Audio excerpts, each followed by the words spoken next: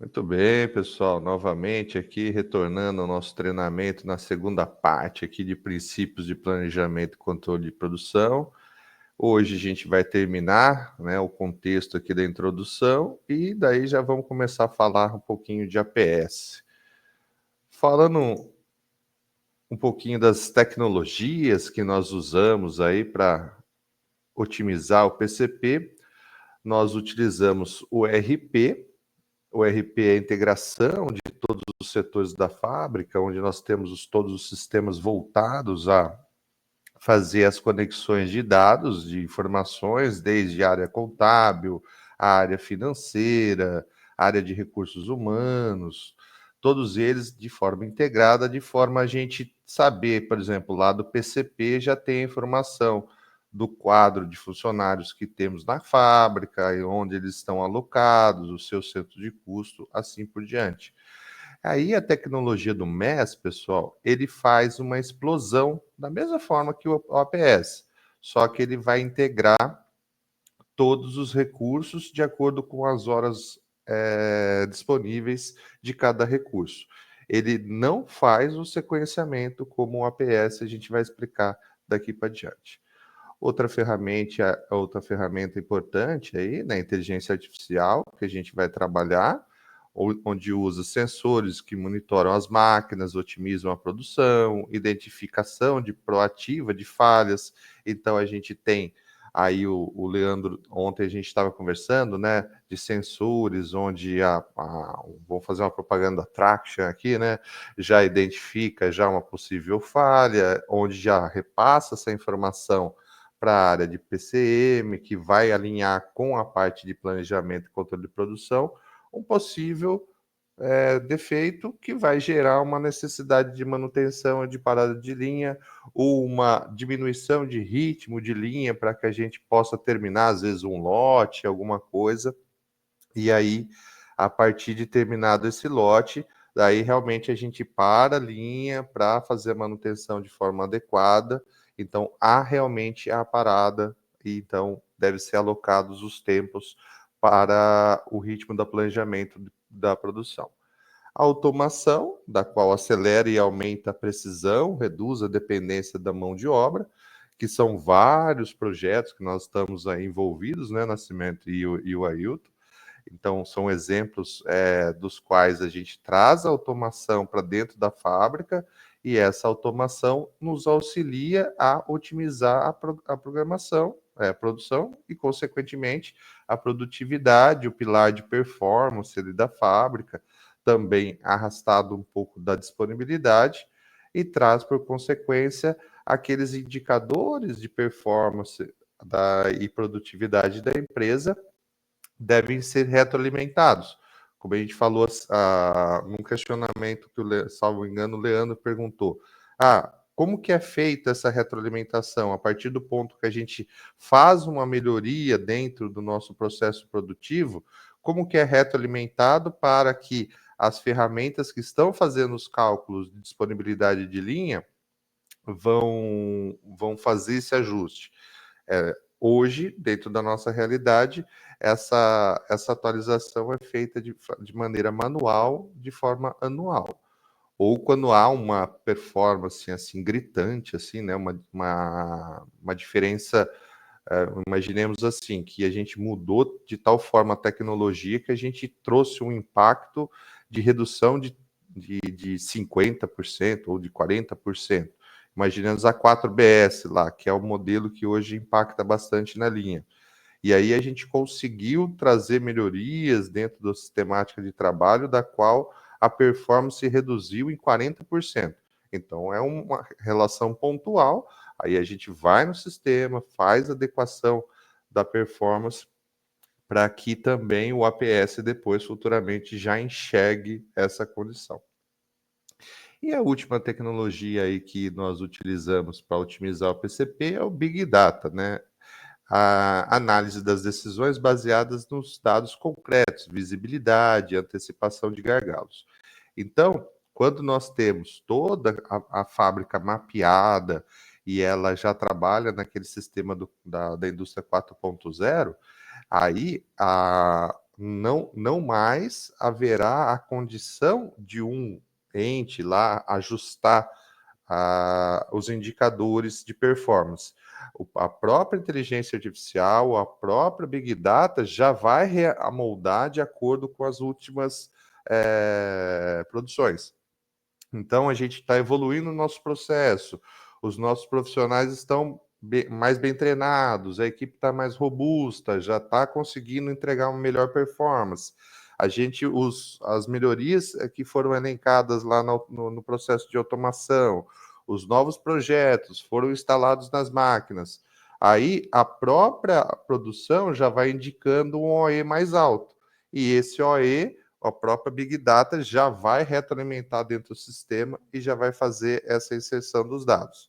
Então, nós temos esse cenário que nós podemos ter dentro do processo produtivo, dentro do processo aí de PCP, e na nossa realidade nós não temos o Big Data ainda, mas nada impede que daqui a alguns anos a gente tenha aí a inserção do Big Data e nós não tenhamos que fazer essas atualizações de forma anual que nós fazemos dentro da análise de dados, da performance de cada linha, de cada SKU, de cada processo produtivo. Beleza, pessoal? Tranquilo até então? Sem perguntas? Dando sequência aqui, né, as últimas tendências aí para otimizar o PCP. Então, a gente adiantou um pouquinho falando da indústria 4.0, a conectividade total entre máquinas e sistemas. Então, depois a gente pode fazer uma aulinha específica de 4.0, mas acho que todos aí envolvidos na área de tecnologia já conhecem um pouquinho como funciona, né?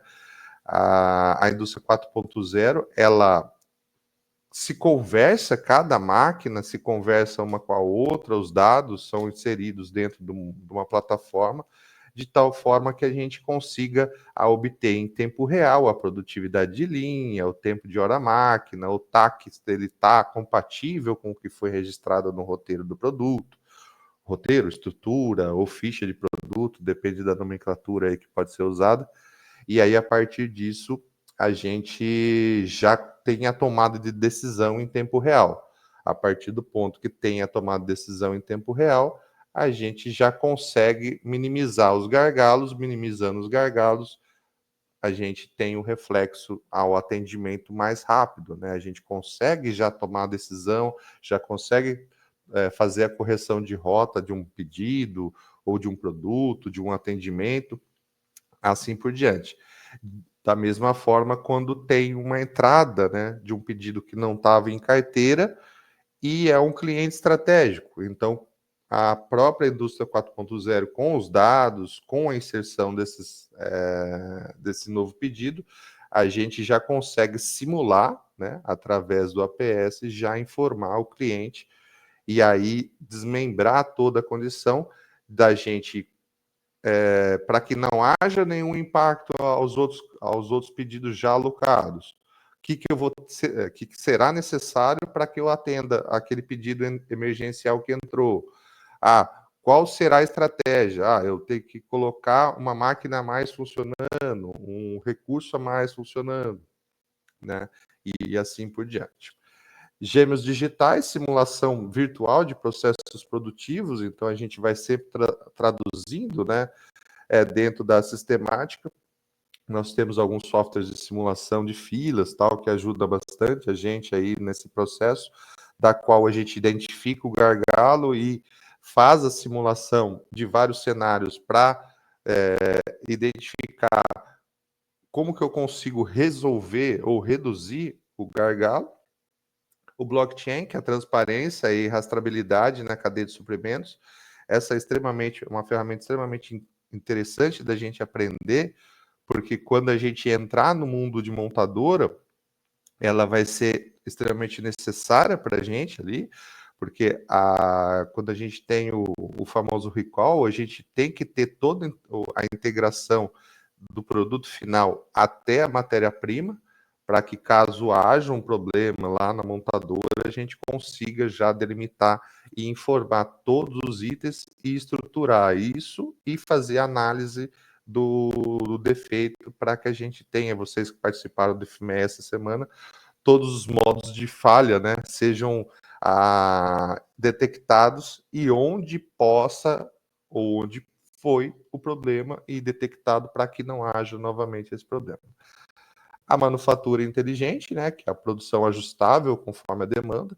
Então, quando a gente já tem essa sistemática já implantada, a produção já vai se ajustando conforme a demanda, vai aumentando a demanda, ela já vai indicando que faz aquela remoção de profissionais, mais para uma linha, mais para outra. Isso aí depende muito também da relação de treinamento e capacitação. Hoje a gente tem já bem mais difundido, né, essa capacidade de versatilidade entre as equipes ali, onde as equipes de embalagem auxiliam nas equipes de montagem. Nós teremos alguns cenários da metade do ano onde vai haver a necessidade da criação de um terceiro turno na embalagem. Aí a gente tem que ter pessoas treinadas no terceiro turno para sair, migrar do setor de montagem e formação, por exemplo, para ir para a área de embalagem, para auxiliar, para aumentar o volume de produção dentro dessa estação. E isso a gente hoje faz de maneira manual, mas nós temos um sistema que ajuda a gente a fazer essa condição e ele já vai indicando, através de simulação de cenários, de acordo com a necessidade. E aí a gente tem que criar e amarrar a esse sistema uma matriz de versatilidade. O que é matriz de versatilidade? As pessoas são treinadas em determinado posto. Então, a partir do ponto que eu tenho já o cadastro daquele CPF ou o cadastro do operador dentro da empresa, ele já me indica já que ele é treinado para operar a máquina A, B e C. Então, no momento que eu preciso fazer o deslocamento, a própria ferramenta aqui de manufatura inteligente, ela vai indicar.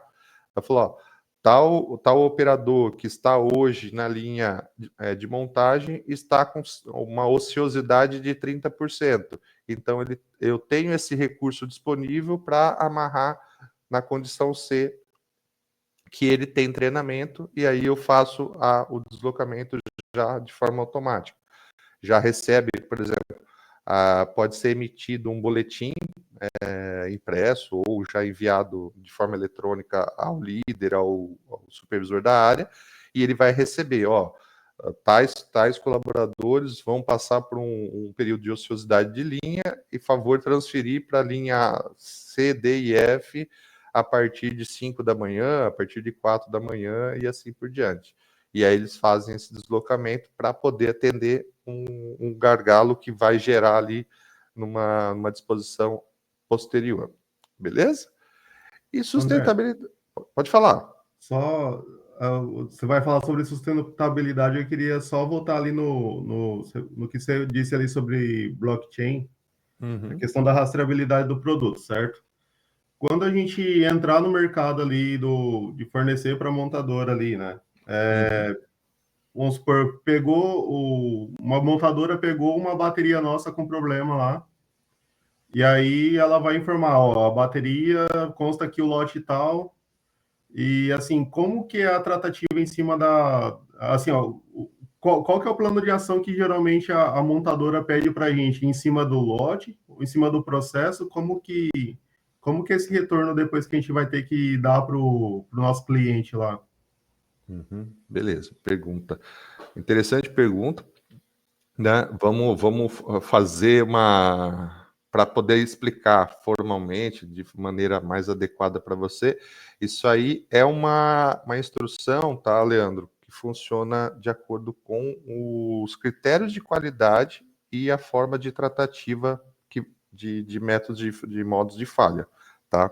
Então, dentro da cadeia ali de retorno, a gente tem o que nós chamamos de se nós entregarmos direto para a montadora, nós vamos ser chamados como Tier 1, que é a primeira camada, né? Se for detectado que o problema foi dentro do Tier 1, aí nós vamos fazer a rastreabilidade, por exemplo, é uma falha de injeção de monobloco. da qual nós mesmos produzimos aqui dentro da nossa casa, tal. Então aquilo ali já morreu naquela condição. Se explodindo, não, foi um problema de monobloco, mas um monobloco comprado. Então vai explodir até o Tier 2, que é a segunda camada. Como que funciona normalmente? A montadora vai exigir o quê? Ela tem o start do defeito, ela vai já solicitar a reposição daquela camada, aquele lote específico foi, de acordo com a rastreabilidade, a gente identificou que foi um pedido de 1.000 peças, por exemplo, ela já vai solicitar que nós entreguemos um novo lote de 1.000 peças imediatamente para a reposição desses itens, e todo o impacto gerado nessa condição, ela vai cobrar da gente. Esse é o primeiro ponto. Outro ponto, ela vai fazer a investigação de causa e efeito. O porquê que foi gerado esse defeito lá e por que não teve uma barreira e acabou chegando lá na montadora. Então a gente vai ter que fazer uma tratativa, tal, que vocês aprenderam durante essa semana, uma tratativa de análise, de causa e efeito, o porquê que ocorreu, e destrinchar realmente o FEMEA todos os pontos, e por que, assim, que a empresa deixou chegar o produto com defeito lá na montadora, né? Então a gente vai destrinchando toda essa condição. Aí vai direto ao ponto dentro do FEMEA. Identificar. Vocês viram lá na tabelinha lá. Falha de injeção. É um item de alta severidade, de alto NPR? Era. Então, por que nós não tínhamos nenhum teste de forma eletrônica, por exemplo? Por que a gente não investiu nenhuma forma de detecção eletrônica? Ou o lote de produção não tinha mais pontos de aferição ou mais pontos de atendimento ali, de barreira de risco? Então, tudo isso vai ser de responsabilidade da empresa, e aí, para que a gente retorne o investimento, o abastecimento para a montadora, a gente vai ter que mostrar de forma robusta a toda essa análise, e a montadora vai ter a fazer análise também junto com o corpo de qualidade deles e retroalimentar. Ela falou, não, realmente foi uma falha pontual, nós aceitamos essa falha pontual, e toda tratativa e modo de falha foi analisado, vem uma equipe, por exemplo, da Volkswagen, da Fiat, fazer uma análise dentro da linha produtiva e fazer, né, toda o que nós chamamos de engenharia reversa, né, para ver se realmente não existe mais esse risco, se esse risco foi realmente mitigado, de tal forma a não repetir essa falha lá dentro da própria montadora. Tá tudo ok, daí retorna o abastecimento. Caso não seja robusto, caso eles identifiquem que ainda existe a possibilidade de chegar o produto com problema lá no cliente final, eles não aceitam, não liberam para o fornecimento. Isso é um primeiro ponto. E se foi detectado um defeito na linha de produção, por exemplo, e não chegou a ser instalado no veículo, nós temos a condição, como fornecedores, de entrar na linha de produção deles, retirar todo esse produto e trocar. Tudo por conta da nossa empresa. Outra condição. Eles detectaram o defeito. Só que eles detectaram o defeito em 1, 2 peças, num lote de 1.000 peças. Então, a gente pode enviar técnicos de qualidade da nossa empresa para fazer a aferição dentro da linha de produto. Tudo depende do contrato, da forma com que foi estabelecido.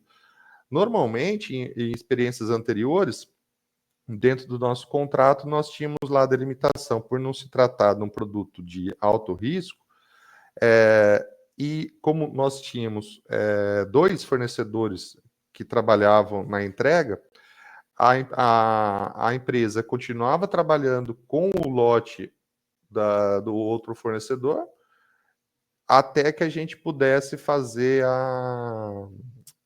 o ajuste, né, ou a aferição dentro da linha de produção para eles. Então a gente tirava os técnicos de qualidade, iriam lá, faziam os testes que deveriam ser feitos e liberava as baterias. Aí continuava o processo deles sem impacto nenhum. Nós tivemos condições, por exemplo, que uma vez a gente mandou um lote de baterias embalada para eles, né?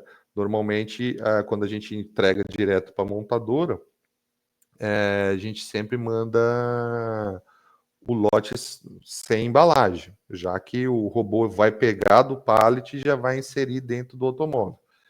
E aí nós enviamos trocado o lote que era para ir para o centro de distribuição, que é um posto avançado deles para atendimento, né, de risco de falha ou parada de linha, ou estratégia de aumento de produção, ela era embalada para diferenciar, né, dos 2 modelos. Aí chegou lá, entrou um lote, um pallet embalado. O que eles falaram? Falaram, não, tudo bem, a gente não vai parar a linha por isso. Só que eu preciso que vocês enviem um profissional aqui para desembalar essa bateria e levar o refúgio embora com vocês, porque dentro da política de sustentabilidade, eles não tinham todo o plástico gerado na linha, era pesado, era impactado e era debitado dentro da pegada de carbono deles. Então, só para exemplificar esse contexto aí para você, e como que funciona basicamente quando existe um problema de recall. Beleza, Leandro? Beleza, André, obrigado. E aí, né, o último tópico aí, a gente falando de sustentabilidade, que é redução de desperdícios e reuso de material. Aí acabei citando alguns exemplos aqui com vocês. Dentro da cadeia logística, a gente identifica bastante essa questão da sustentabilidade, alguns exemplos que eu posso citar para vocês. Quando a gente entra no mundo da montadora, pessoal, a gente vai ter bastante embalagem reutilizável. Então, a gente tem toda uma estrutura de logística reversa. Quando eu passei na experiência anterior de fornecimento de baterias, e o nosso cliente era a Volvo, né? A própria Volvo tinha embalagens, os pallets já, eles faziam a logística reversa com a gente. Então, conforme a gente fazia a entrega de material, eles já eram dispostos nesses pallets. E aí a gente fazia logística reversa. Conforme a gente entregava o material lá com eles, a gente entregava, por exemplo, 20 pallets laterais e tampas, né, para montar uma caixa, né, de embalagem do conteúdo de baterias. E no que a gente entrava com a nota de baterias, entrava com a nota das embalagens, a gente já tinha um crédito de retorno das embalagens que a gente ia utilizando. E esse controle era feito toda a parte tal de estoque de embalagens também dentro da fábrica. Quando eu passei na experiência de indústria de peças de reposição e peças de montagem da linha produtiva da Caterpillar, da John Deere, da Scania, da própria Volvo, eles mandavam e já eram confeccionados racks metálicos, por exemplo, para colocar toda a parte plástica da cabine do caminhão. Então, eles já eram peças bem grandes, assim, para que não houvesse avaria no material, então tinha essa disposição.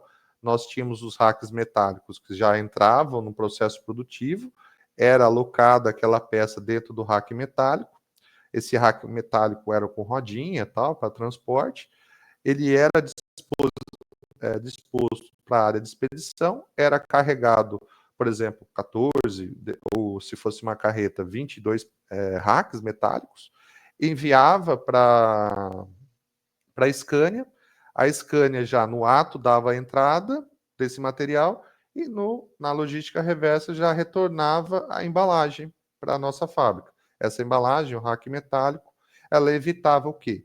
Que nós fizéssemos embalagens descartáveis ou racks de madeira, tudo que depois a empresa teria que refugar lá na frente, gerando um descarte, e nós também temos que comprar, né, esse material sem necessidade. Uma estrutura metálica, tudo, era uma estrutura bem durável, né, um investimento inicial um pouco alto, mas que se diluía no decorrer do tempo. Então, era um processo de sustentabilidade bem interessante, do qual a gente conseguia fazer essa logística reversa, essa logística de atendimento, depois a logística reversa das embalagens para tratar essa condição. E aí o PCP, ele tem que ter essa informação, porque muitas vezes eu tenho a peça e não tinha o rack. Então tinha que estar tudo bem casadinho ali, né? Então, muitas vezes o que acontecia? Existia alguns picos sazonais ali, uma discrepância entre a produção e o atendimento final. Nós tínhamos as peças disponíveis, mas nós não tínhamos os racks para transporte. Então, acabava sendo de necessidade, de acordo com o contrato, a própria empresa chegava e enviava, né, com o método free on board, né, por custo, né, da própria da próprio cliente, ela mandava um frete especial só de embalagens para que a gente alocasse essas peças para poder transportar. A gente, de forma alguma, poderia chegar e falar, então, não era mais fácil pegar, embalar isso aí com plástico bolha e mandar para os caras? Não, existia toda uma política também, que daí, na hora que vai entrar no processo produtivo deles, eles precisam que estejam dentro desses hackers, tudo para movimentação, de entrada dentro da linha produtiva deles. Então, também era uma informação extremamente importante para o planejamento e a programação, né? E aí a gente não podia deixar a linha parada esperando o hack chegar, a gente produzia, deixava armazenado ali, né, de forma organizada, tal, sem risco para a peça, mas ficava aguardando o hack retornar da empresa para que a gente pudesse fazer a entrega final ali para o cliente final. Beleza? E os benefícios da digitalização ao PCP: a maior eficiência e produtividade, tomada de decisão mais ágil e precisa, certo? Redução de custos operacionais, melhor controle da produção e o aumento da competitividade. Então, toda essa condição, tudo que a gente vai trabalhando, e quanto mais digital for, as informações, elas forem integradas dentro do nosso processo ali de programação e controle de produção, mais assertivo, mais eficiente, e aí a gente vai evitar, né, os possíveis erros, as possíveis falhas, uma produção emergencial, né? Hoje, essa semana aqui, a gente teve um exemplo de um item que ainda não está alocado à ficha de produto, e esse consumo ainda está sendo mensurado, certo? O consumo do pellet do queimador é um novo processo, onde a gente ainda não tem mensuração de quanto ainda vai se utilizar. E aí ficou aquela informação de forma não formalizada. Quando não tem a condição da informação, que não está formalizada, não está dentro do roteiro, dentro da ficha do produto, fica na cabeça das pessoas. Aí, de repente, o gestor da área falou: viu, tá acabando. Aí sobe aquela correria, né? Sobe a cadeia de ajuda ali para correr e comprar rapidamente o suprimento ali, né? No caso, o pellet, para que a gente não tivesse o risco de parada de linha. Mas depois, tudo entrando em vida em série, a gente já tendo as médias de consumo, isso aí entra no roteiro da ficha, conforme a explosão das ordens de produção, através ou do MES, ou do MRP2, ou do ERP, ou do próprio APS, ele já vai indicar a necessidade de compra, já com o lead time já integrado através dos suprimentos, e aí a gente não corre mais o risco da ruptura por falta de material. Beleza, pessoal? Tranquilo até então? Então vamos lá, agora finalizamos essa primeira etapa, né, que era mais a parte de introdução aí ao APS, né, ao PCP, e agora a gente vai entrar realmente no PCP propriamente dito, né, falando dos principais recursos, dos principais tópicos que o PCP vai trabalhar dentro da área de, o APS, perdão, dentro da área de PCP. Então, o que é o APS, né? É um sistema avançado de apoio de planejamento e controle de produção.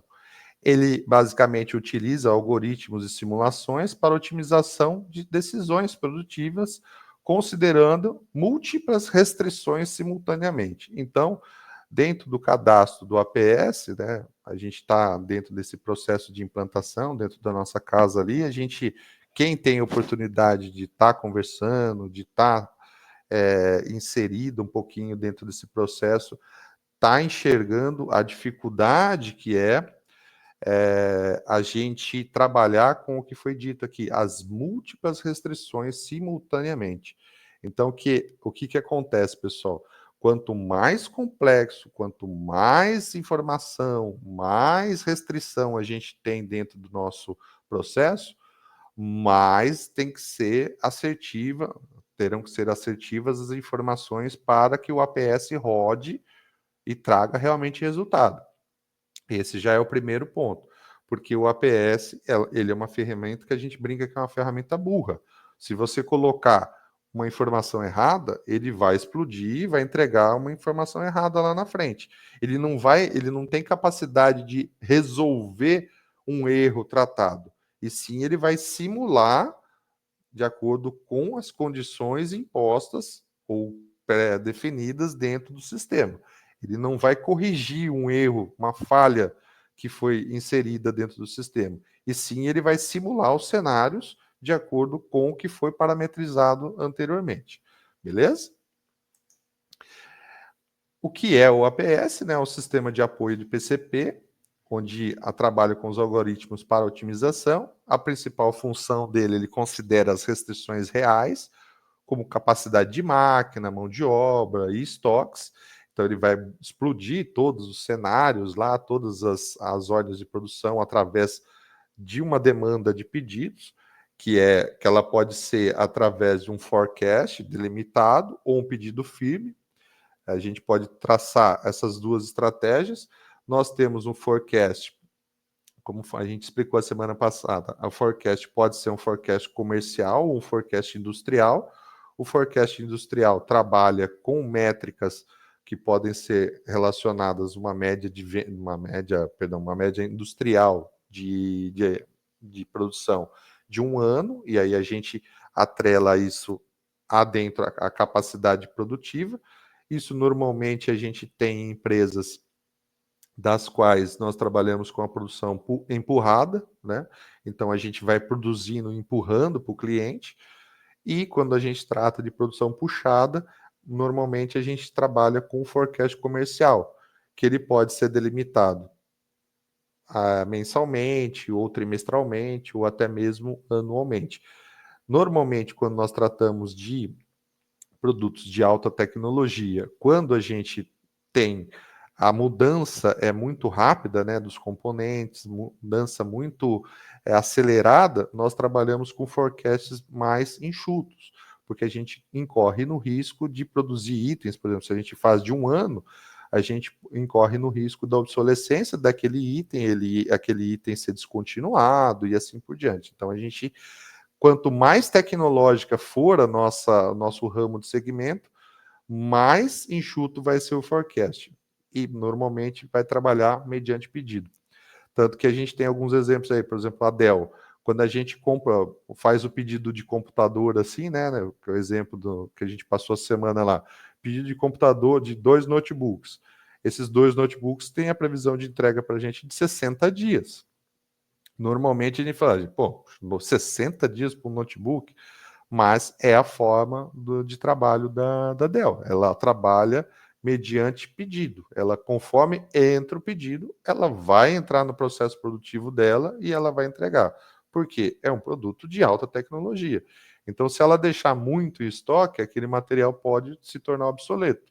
E aí, o que ela faz com aquilo ali, né? Principalmente as atividades de tecnologia, de mudança de layout, mudança de atendimento, ou eles também têm muito essa gestão de marketing, muito atrelado também, onde a mudança de cor, padrão, né, de produto, tudo isso é envolvido, e isso vai inserindo, né, as informações dentro do APS para que a gente consiga as melhores informações e seja mais assertivo possível. E o principal objetivo é gerar cronogramas realistas de produção e aumentar o nível de serviço. Então, conforme vai explodindo o APS, ele já vai indicar os cenários e os cronogramas de atendimento através das ferramentas do Gantt, né? Ela vai fazendo a explosão e até que ponto que vai caminhando cada etapa produtiva de forma a mostrar para mim qual é o dia de entrega ou qual o dia que vai ser disponibilizado para expedição, assim por diante. O APS, lembrando, o APS é uma ferramenta que ele vai trabalhar dentro da indústria, tá, pessoal? Ele não trabalha do portão para fora da empresa. Do portão para fora da empresa existem outras ferramentas que a gente vai falar na semana que vem no curso de logística empresarial. Eu vou conversar um pouquinho com vocês dessas ferramentas. Então, lembrando, a APS é só dentro da indústria. Então, é só essa programação, essa otimização, essa simulação de cenários, somente desde o recebimento do produto até o produto final lá liberado dentro da expedição. Então, ele vai trabalhar com essa cadeia produtiva, tá? Então, não esquecendo, tanto quanto o lead time de entrega do nosso fornecedor até a nossa casa e da nossa casa para o cliente final, o APS não trabalha. Ele só trabalha com simulações internas dentro da indústria. Tá? Dando sequência, as principais diferenças, né, entre o nosso sistema antigo, né, que nós trabalhávamos na nossa realidade, e o que nós vamos trabalhar hoje dentro com o APS. Primeiramente, MRP e IRP trabalham somente com planejamento de material ou planejamento de recursos operacionais, mas só mostrando para a gente que a gente tem disponibilidade daquele recurso, certo? E aí o APS vai trabalhar com material, mais capacidade e mais as restrições. Então, ele vai já trabalhar dentro da gama de informação dele, ele vai entender que por isso que é importante, que foi comentado na outra aula, a pergunta, como que eu sei que a performance, o indicador de performance daquela máquina, ele está adequado, né? Anteriormente, na realidade de MRP e ERP, a gente condiciona a perfeitas condições, né? Por isso que a gente explode uma ordem de produção de 1.000 itens e um dia dá 900, um dia dá 880, porque ele não está fazendo o atrelamento entre os pilares de OE. Quando a gente tem a informação, que são as restrições, que são indicadas nos pilares de OE, a gente já começa a conversar já de outro patamar, já outra condição. Opa, eu tenho uma máquina que tem indisponibilidade, eu tenho uma máquina que vai passar por uma manutenção preventiva, eu tenho uma máquina que tem um indicador constante de manutenção corretiva, que ainda não identificamos o modus de falha, e aí a gente está trocando sempre peça, né? Então ontem a gente conversou, né? Tava até conversando, eu, Leandro e o Daniel, beleza, a gente não consegue identificar o modo de falha, a gente não sabe quando quebrar, mas sempre a gente vai manter essa peça disponível para a gente, para que a partir do ponto que quebrou, eu já tenha essa peça rapidamente para fazer a manutenção corretiva o mais rápido possível. Então a gente ainda não conseguiu identificar de forma preventiva o tempo que ela vai quebrar. Ainda não temos uma tecnologia, uma forma de aferir o tempo de vida útil dessa peça. Mas a partir do ponto que a gente viu que é uma máquina crítica e é uma peça crítica, a gente sempre vai deixar uma peça de reposição ali para que, quando houver a quebra, a gente pode trocar o mais rápido possível. Então, o impacto vai ser menor possível. E essa informação, ela vai ser inserida dentro da performance e dentro do atendimento do APS, onde o APS ele vai calcular o SKU, o atendimento do SKU, o atendimento de cada máquina, de cada centro de custo atendido, ele vai usar toda essa gama de informação e ele vai trabalhar com as restrições do nosso processo de forma o quê? A simular cenários mais assertivos possíveis. Por isso que é importante, a gente não pode fugir da raia, né? Chegar e falar assim, ah, não, essa máquina nunca quebra, nunca acontece nada, tal. Não, acontece. Nós temos os indicadores aqui dessa máquina aqui que tem falha, né? Não precisamos citar aqui dentro do nosso vídeo, mas nós todos aqui que vivemos a experiência, a gente sabe que tem máquinas que quebram ou porque ela já passou pelo tempo de vida útil dela e ainda se mantém produzido, ou que realmente foi um projeto mal dimensionado, né, Nascimento? Às vezes vem um projeto mal dimensionado ou mal executado e a gente tenta corrigir para entregar da melhor forma possível, e aí a gente já trabalha com a conta e risco, né?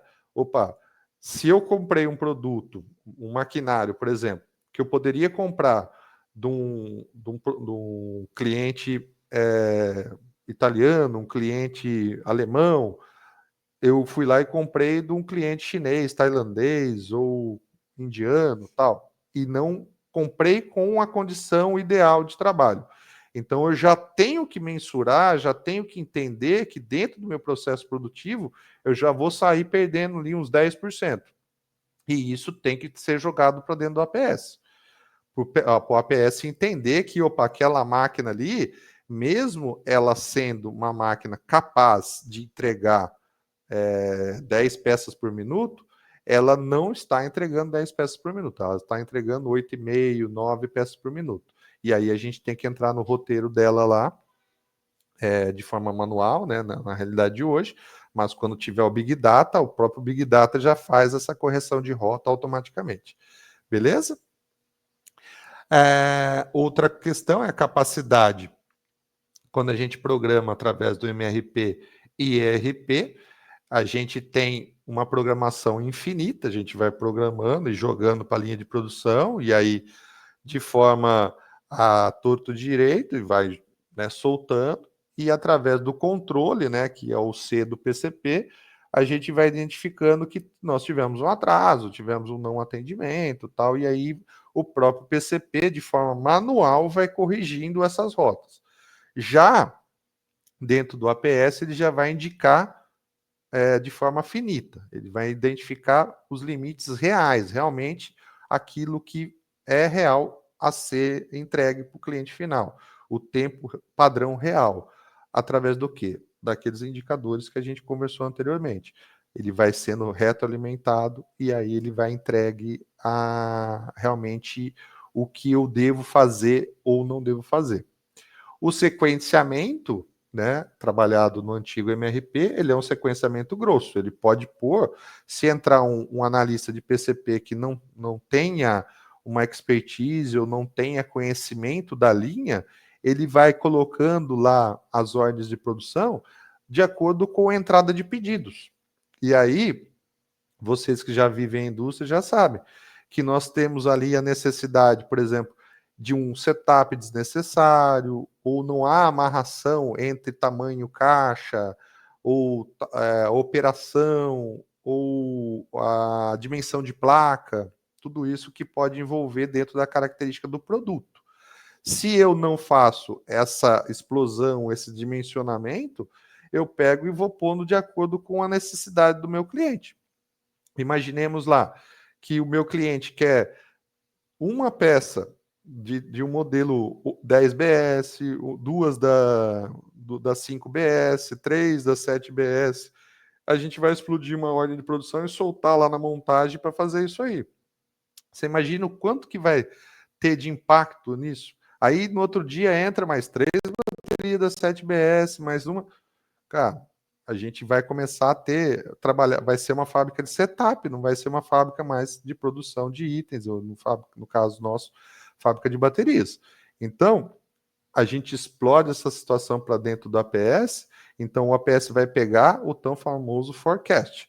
Aí um mapa, uma quantidade maior de itens, uma quantidade inteligente, uma quantidade racional, da qual ele vai trabalhar todos através de simulações, os algoritmos vão trabalhar ao nosso favor, mostrando que esse lote econômico de produção, para esse item, ele deve ser pelo menos de 500 peças, porque eu tenho um pedido dentro do horizonte aqui de atendimento, que é de 2 meses, por exemplo, ou 3 meses, de 500 peças. Então, a perda que eu terei dentro do meu processo, dentro da minha cadeia de estoque, eu vou ter de ganho do setup, que foi uma pergunta mais ou menos que o Ailton colocou na semana passada.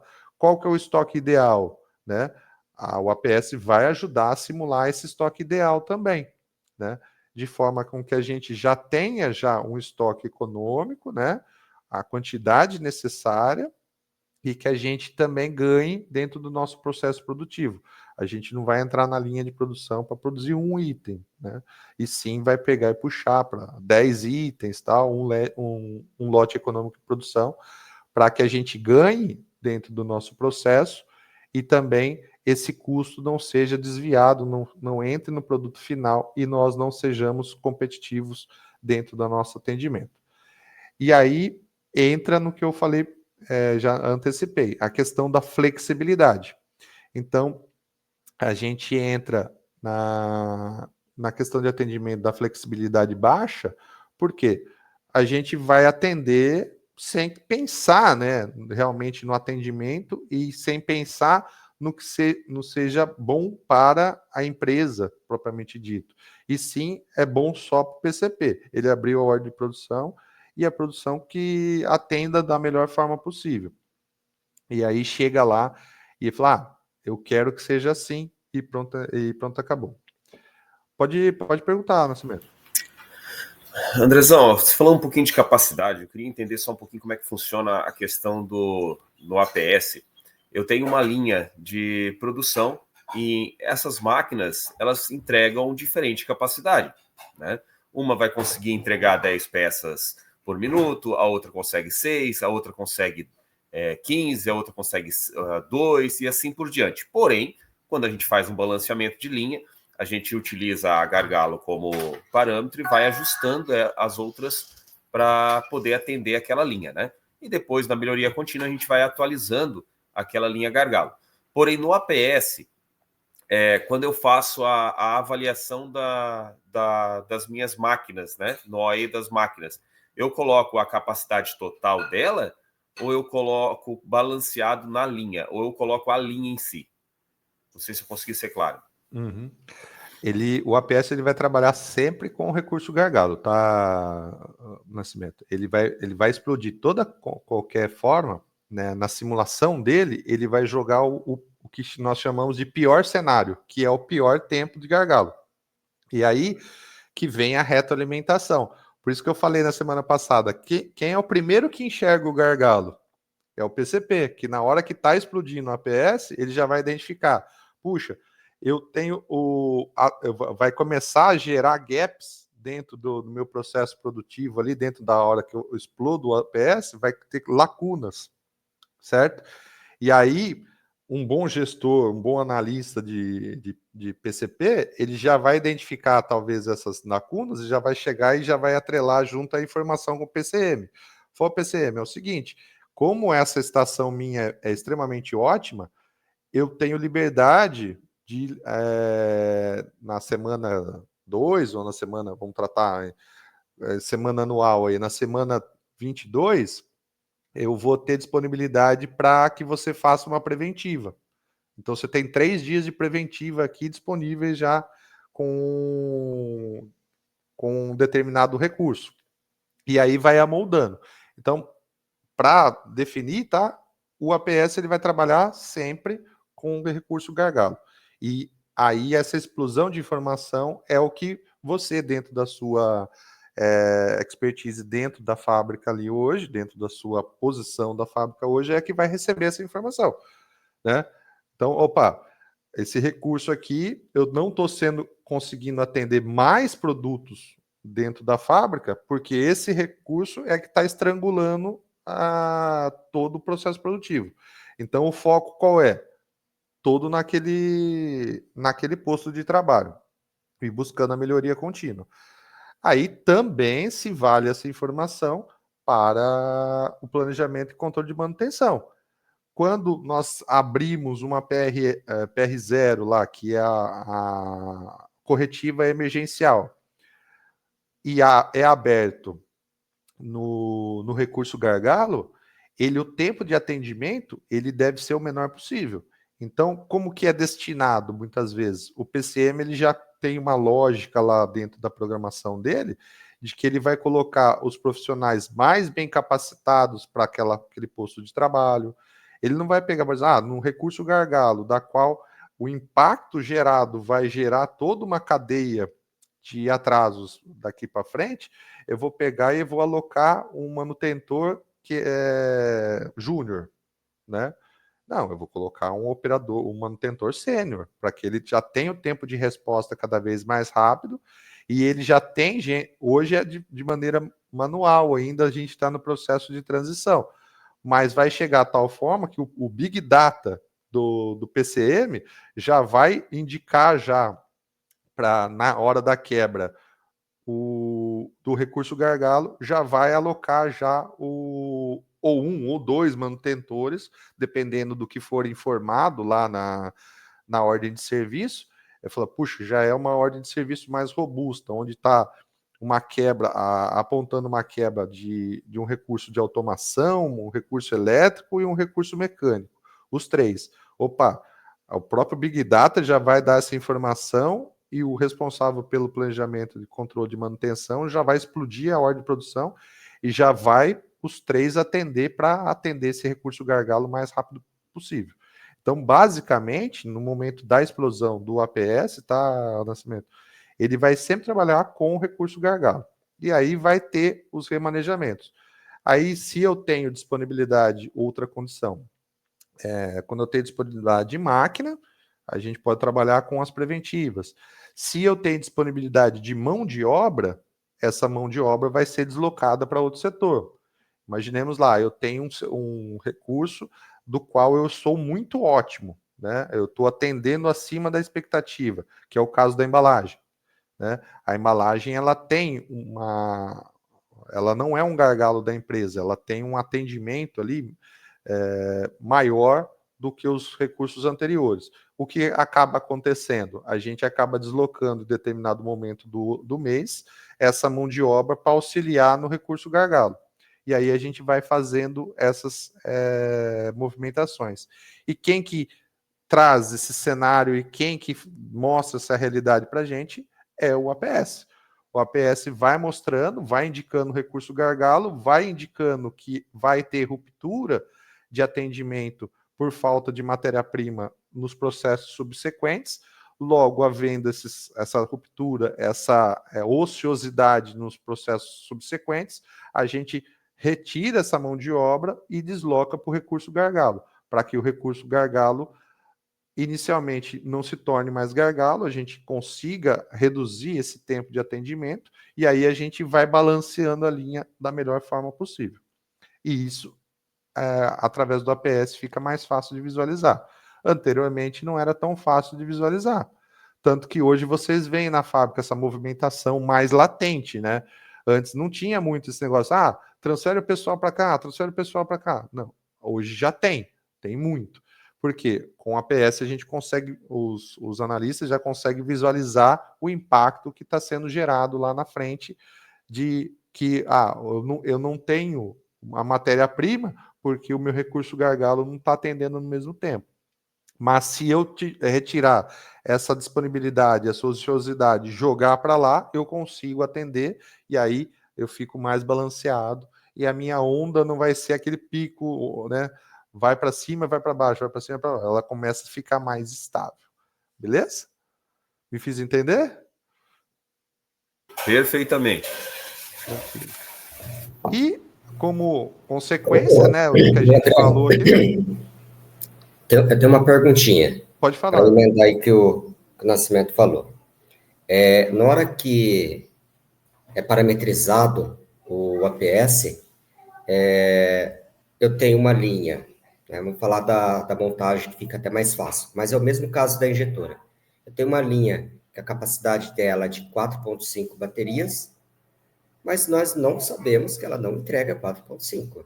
Ela vai entregar sempre 3. 3, 3, 3, 3.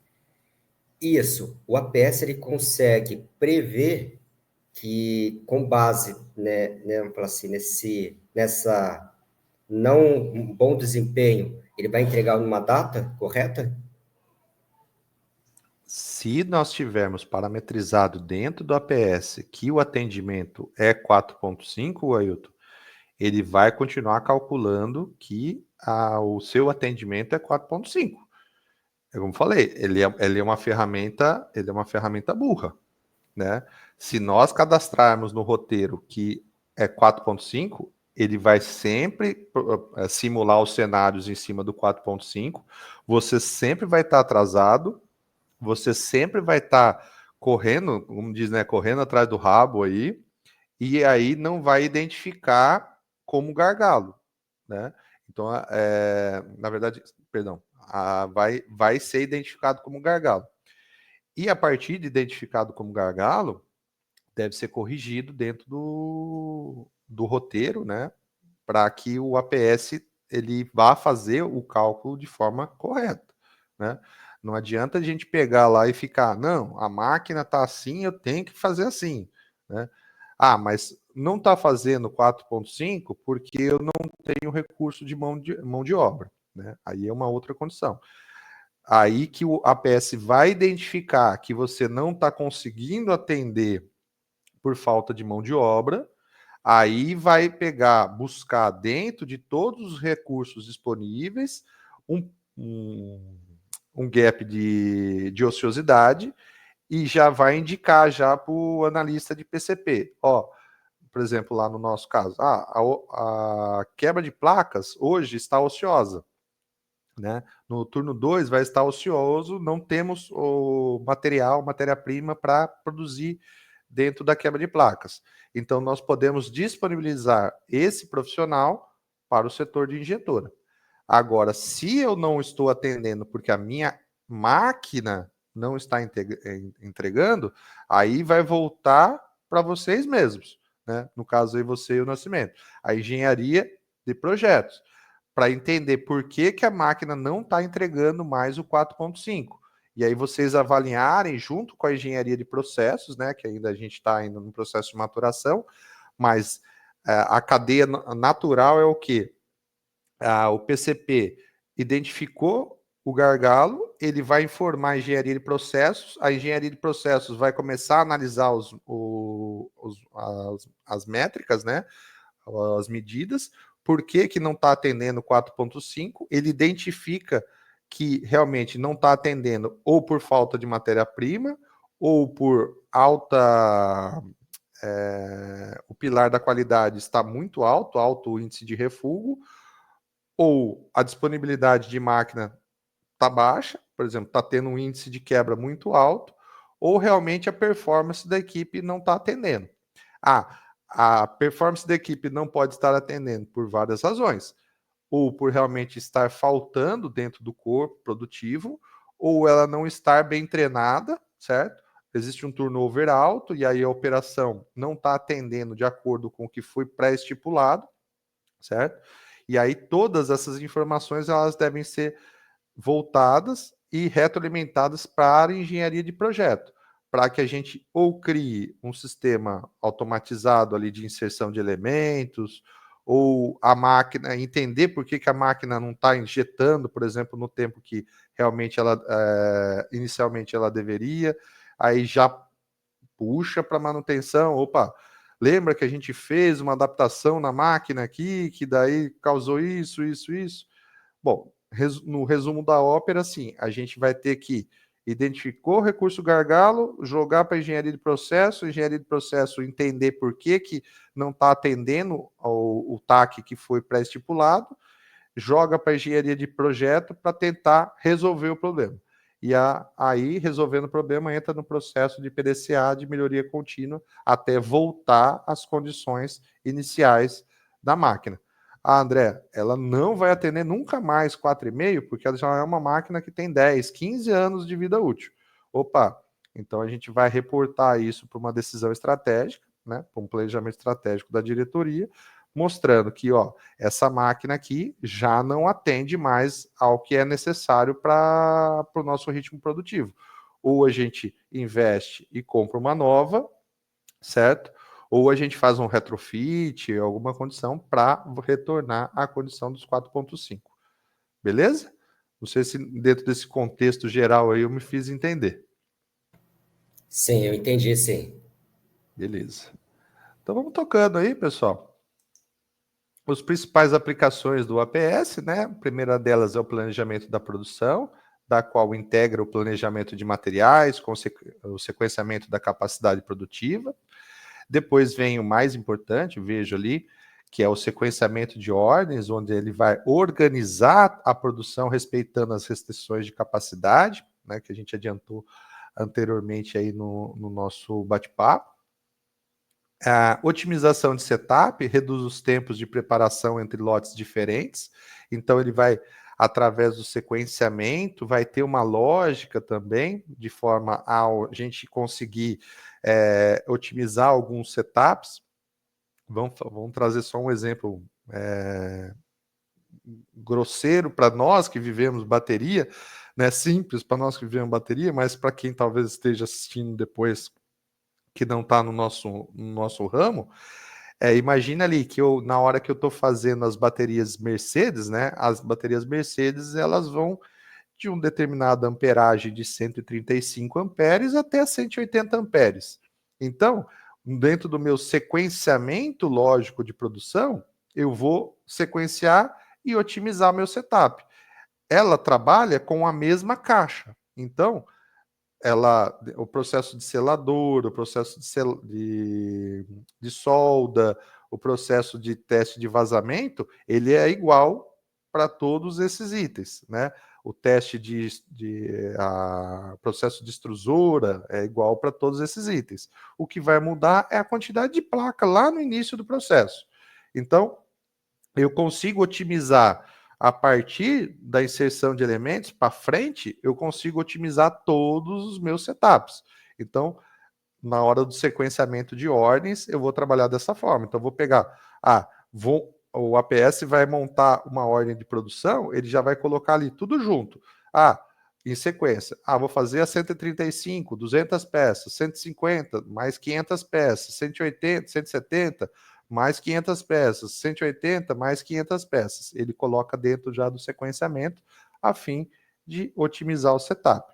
Quando a gente não tem uma ferramenta tão abundante quanto o APS, o que pode acontecer? A gente pode ir em cima da capacidade ou dentro da necessidade de um cliente. Eu pego, vou produzir só 30 dessa, porque por enquanto só tem 30 aqui no meu de pedido para hoje, amanhã eu produzo mais 50 tal, e aí começa a ter mais setup, mais impacto dentro do processo produtivo, e aí os meus custos, né, eles vão cada vez mais aumentando, porque eu estou parando além da conta linha e eu estou deixando de produzir o item. Então, quanto mais enxuto for o meu processo, né, a gente pode também fazer um treinamento de Lean mais para frente aí, a gente entender um pouquinho dessa lógica, né, do Lean Manufacturing, que também trabalha muito com isso, tá, pessoal? Então, a ideia do APS também é a otimização de setup.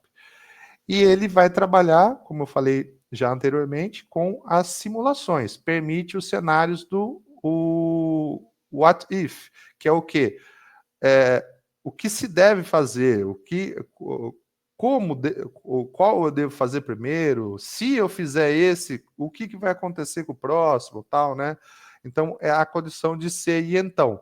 Eu chego e falo assim, puxa, se eu colocar tal tal modelo vai gerar tal impacto, e ele vai simulando esses cenários para que a gente tome a decisão.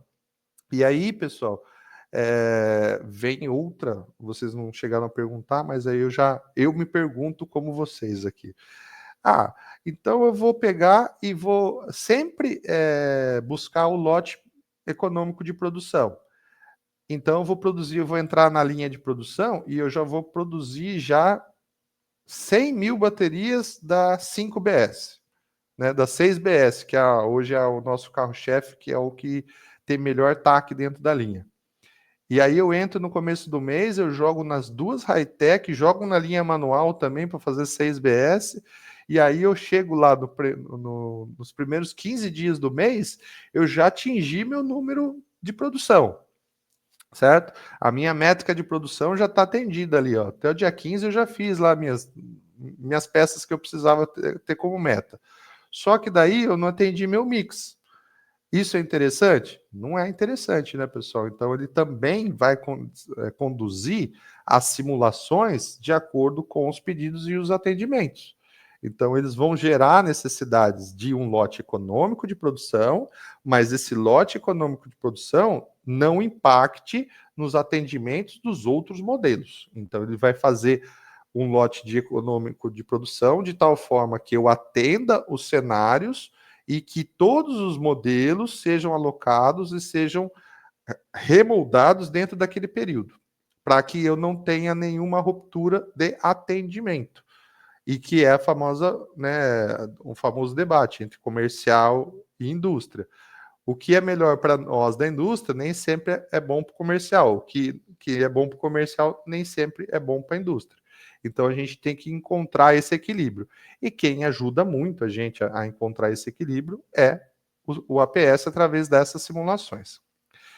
Por consequência, a redução de lead time minimiza atrasos e aumenta a eficiência operacional, então, porque ele vai mostrando, né, essa condição de atendimento, a gente vai reduzindo os gargalos, a gente vai trabalhando em cima dos gargalos. Quando se trabalha em cima dos gargalos, tanto esses gargalos sendo de responsabilidade do recurso humano, a gente consegue trazer essa ociosidade. Quando se trata de maquinário, a gente já consegue fazer manutenções preventivas com maior assertividade e tal, de tal forma quando o retorno daquela máquina vai ser mais sadio, então a gente vai enxugando cada vez mais esse cenário de lead time, e de tal forma a gente consegue dar uma resposta para o cliente mais assertiva também. Porque o que é pior para a gente, pessoal, quando a gente está ali no processo de planejamento, a gente tem um contato direto com o comercial. E a gente, em determinadas empresas, o PCP ele tem o contato direto com o cliente final, né? Eu já passei por algumas experiências como responsável de PCP, que o meu contato era direto com o cliente final. O cliente final me ligava perguntando, quando que você vai entregar o produto para mim? E aí eu simulava lá e falava, eu consigo te entregar em tal dia. Aí você imagina o descontentamento do cliente quando eu informava que ia chegar dia 18, o cara amoldou toda a sua estrutura para receber o material no dia 18, e chegou dia 18 eu não consegui entregar, né? O impacto que isso foi gerado e o descontentamento. Então, realmente, quando a gente está trabalhando com um planejamento, a gente tem que ter essas ferramentas, né, que nos auxiliam muito, para que a gente seja o mais assertivo possível. Beleza? Andrezão, te interrompendo só um pouquinho, eu queria voltar ali na otimização de setup, fazendo um parênteses que tu falaste que o APS ele vai encontrar, às vezes, pessoas, né, que estão ociosas para poder fazer esse balanceamento. Imaginemos agora que, como aconteceu um tempo atrás, dentro da nossa linha de produção dos 3 turnos, eu tinha um rapaz só num turno que fazia os setups. Nos outros turnos eu não tinha essa pessoa que era tão eficiente e tudo mais, né? A gente consegue ensinar o APS, olha, busque fazer os setups somente em um turno, algo nesse sentido? Se nós deixarmos parametrizado nessa condição, sim, tá, Nascimento? Aí sim. Agora, se não tiver essa informação, ele vai trabalhar como homogêneo os 3 turnos, tá? E a mesma entrega. Então, a gente vai ter que parametrizar dentro do APS que a gente tem essa realidade. Então, ele vai trazer como linear, tá? Então, por isso que é importante, como eu falei para vocês, é uma ferramenta burra. Então, se nós não parametrizarmos que existe uma discrepância entre mão de obra, de performance, de atendimento, e dentro do setup, o tempo médio de setup do terceiro turno, do segundo turno e do primeiro turno, eles forem diferentes, a gente tem que parametrizar dentro do sistema. Se não for parametrizado, é uma possível falha, é uma possível item que vai ser explodido pelo APS e vai passar para a área de análise e vai ter uma ruptura. Então é importante toda e qualquer divergência que haja entre os tempos, né, padrões aí já pré-estipulados no processo de setup também, se nós temos essa realidade, ele ser aportado dentro da gama da parametrização do APS. Senão ele vai calcular como se fossem os 3 turnos iguais, tá bom? Ah, não, correto. É porque muitas vezes a gente tem dentro, como a gente já mesmo sabe, o preparador somente em um turno comercial ou em um turno específico, né? Uhum. Essa é a pergunta mesmo. Mas obrigado, consegui entender. Uhum. E aí, consequentemente aqui, falando, né, de gestão de gargalos, como a gente falou, né, o primeiro que enxerga o gargalo já é o PCP na hora da explosão do APS, então ele vai otimizar recursos limitantes do processo e minimiza o fluxo produtivo, né? Então, o que o APS vai fazer? Ele já vai indicar já para o analista que tem uma ruptura em alguns processos ou vai gerar uma ociosidade em demais processos, e ele já pode indicar e fazer esse ajuste. Fazendo esse ajuste, ele já faz a remodelação, né, do atendimento, e aí ele pega e entra lá já no modo manual, né, da simulação, e aí ele faz esse ajuste. Essa operação aqui que normalmente trabalhava com 4 funcionários, como a operação F, ela está ociosa, eu desloco da F para B, fazendo com que eu trabalhe com 8 funcionários. Daí esse gargalo já vai deixar de existir. E aí a gente vai fazendo esse balanceamento. Então é importante, no ato da explosão do APS também, essa análise, essa informação vai estar batendo aos olhos já do analista, e o analista já toma a decisão e já informa a coordenação, a supervisão das áreas que estão tanto quanto com o recurso gargalo, tanto quanto com a ociosidade, para que eles façam essa versatilidade entre as equipes e de atendimento. E no caso de máquina, já, né, a gente acionar tanto quanto a engenharia de processos, a manutenção, a engenharia de projetos, para que a gente ataque esse ponto, para que a gente reduza os tempos de gargalo. Beleza? E o último ponto aqui, extremamente importante também, que é a reprogramação dinâmica. Ajusta planos de produção em tempo real para responder às mudanças e imprevistos, garante maior flexibilidade e eficiência. Então, pessoal, quando a gente tem a ferramenta do APS, ele é um mecanismo de simulação da qual ele gera ali em torno de 30, 40 minutos para gerar uma nova simulação de atendimento. Diferente de que a gente pegar um Excel, um MRP, que a gente vai explodir informação, vai puxar, vai correr lá na linha de produção, vai pegar a ordem de produção. Quantas você já fez aí? Quantos monoblocos você já injetou, Ailton? Já injetei 550. Deixa eu fazer a continha aqui, quanto que eu vou conseguir fazer?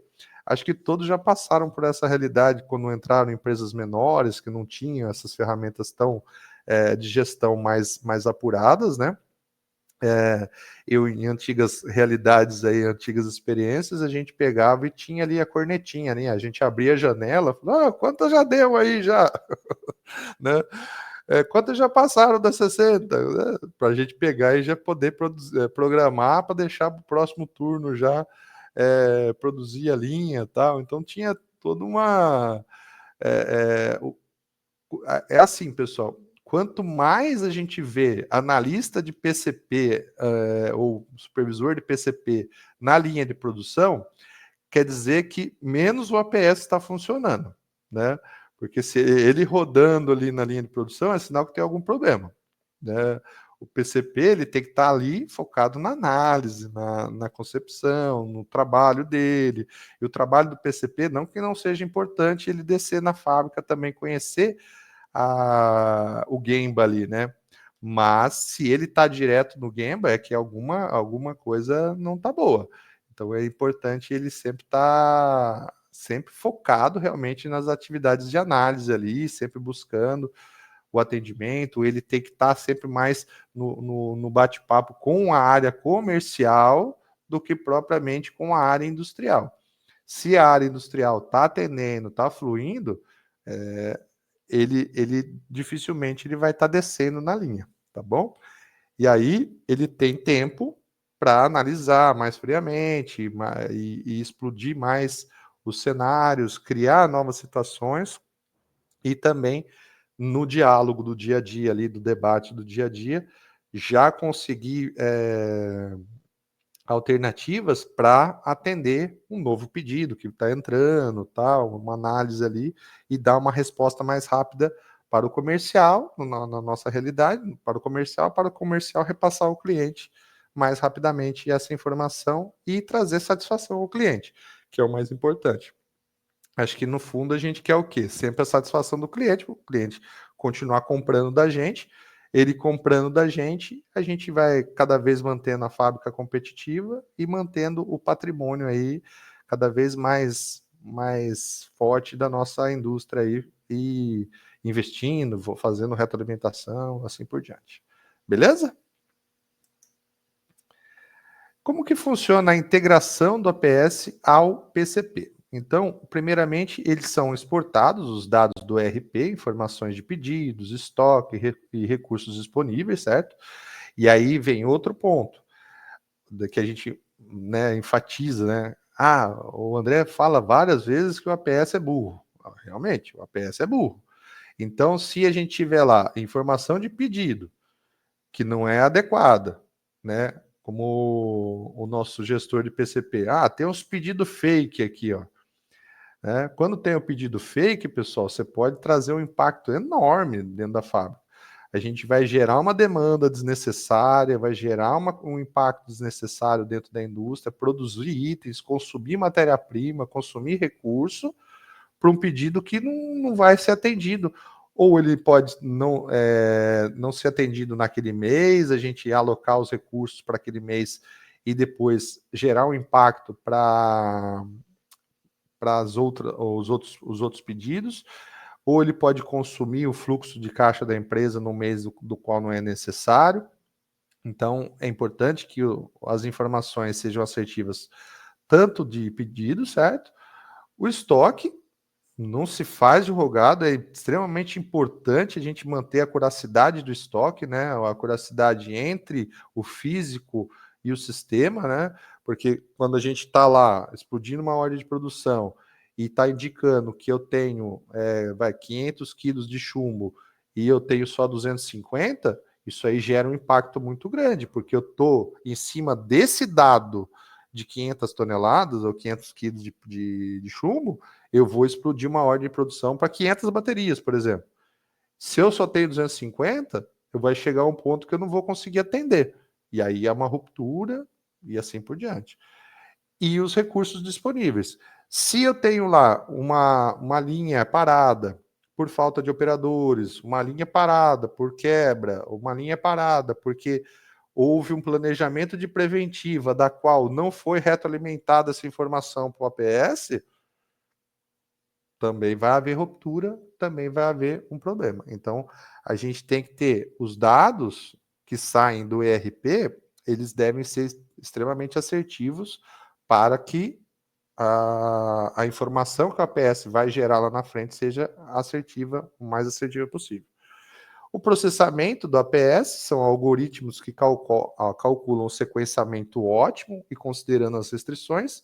Então, dentro de todo um cenário, toda uma gama de várias informações, o APS vai indicando as melhores oportunidades e vai sequenciar e fazer o balanceamento da minha produção, certo? De forma a eu entregar e atender o mais ótimo possível os pilares comerciais, né?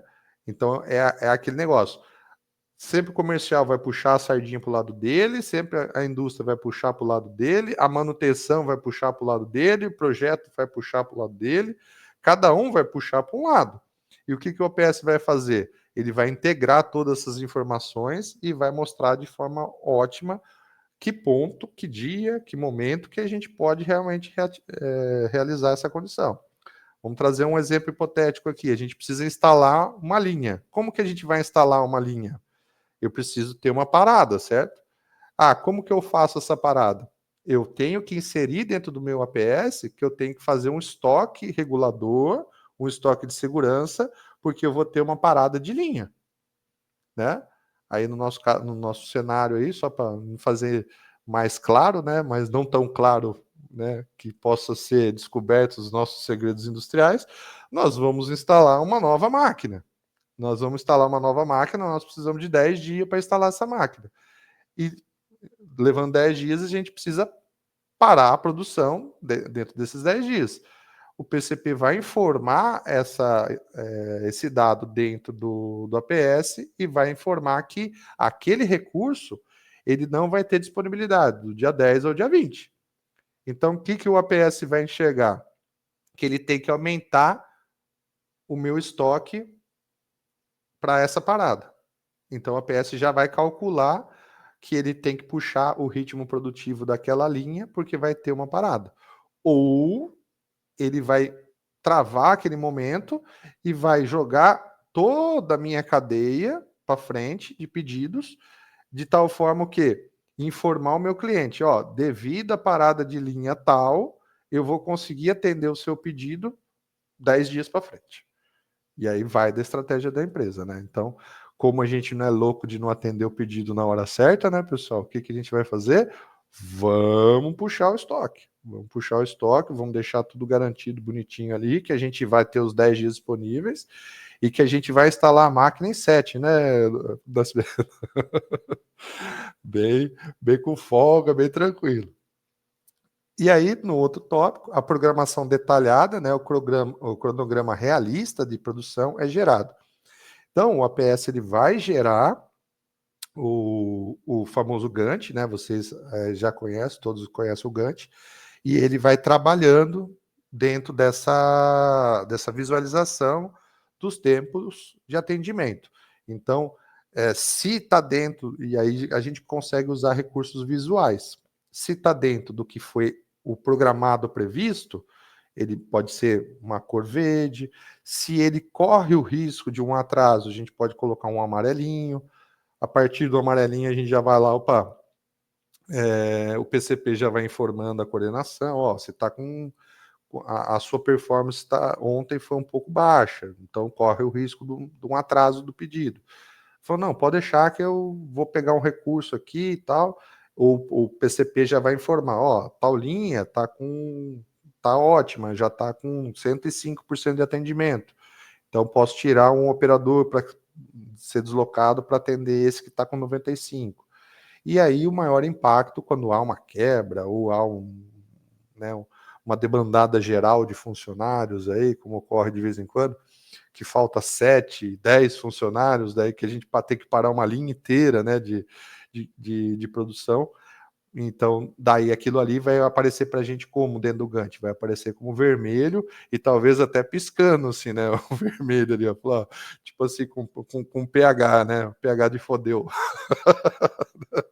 Então, a gente buscar, né, os recursos. Então, a programação detalhada ajuda a gente nesse ponto.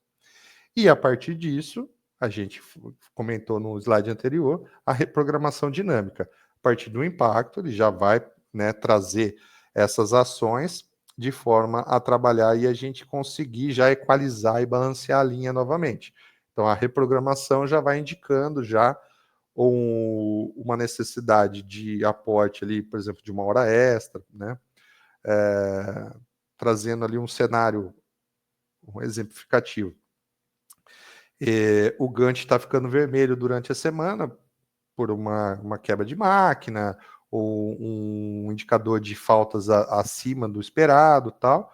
E aí já por quarta e quinta-feira a gente já identificou que nós não atenderíamos a quantidade necessária para aquela semana.